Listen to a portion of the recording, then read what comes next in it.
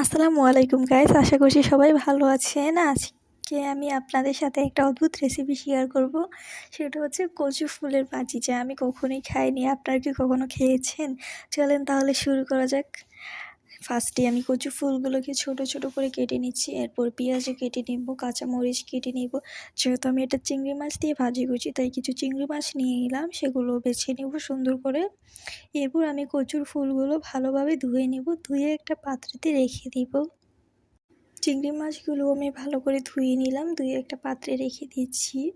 এরপর পাতিলে আমি পানি গরম করে নেব, গরম করে তাতে আমি হলুদ দিয়ে দিচ্ছি, লবণ দিয়ে দিচ্ছি, দিয়ে ধুয়ে রাখা কচু ফুলগুলো আমি তাতে দিয়ে দিব, দিয়ে কিছুক্ষণ সিদ্ধ করে নিব। সিদ্ধ করা হয়ে গেলে আমি তা ছাঁকনি দিয়ে ছেঁকে নেব। এরপর কড়াইতে আমি তেল দিয়ে দিচ্ছি, তেল দিয়ে রসুন দিয়ে দিব, দিয়ে কিছুক্ষণ নেড়ে নেব।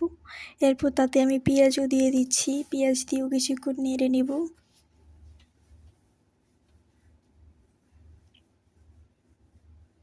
এরপর ধুয়ে রাখা চিংড়ি মাছগুলো আমি এটাতে দিয়ে দিচ্ছি, দিয়ে ভালোভাবে নেড়ে নেব কিছুক্ষণ। এরপর দিয়ে দেব কাঁচামরিচ, লবণ, হলুদের গুঁড়ো, মরিচের গুঁড়ো দিয়ে ভালোভাবে নেড়ে নেব। তারপর সিদ্ধ করে রাখা কচুর ফুলগুলো আমি এটাতে দিয়ে ভালোভাবে নেড়ে হালকা সিদ্ধ করে নেব, তাহলে আমার রান্না হয়ে যাবে। এই কচুর ফুলের ভাজিটা খেতে খুবই ভালো হয়েছিল, কিন্তু আমার গলা চুলকাচ্ছিল। হয়তো আমার রান্নার পদ্ধতিটা ভুল হয়েছে। আপনারা কে কে এটা রান্না করে খেয়েছেন?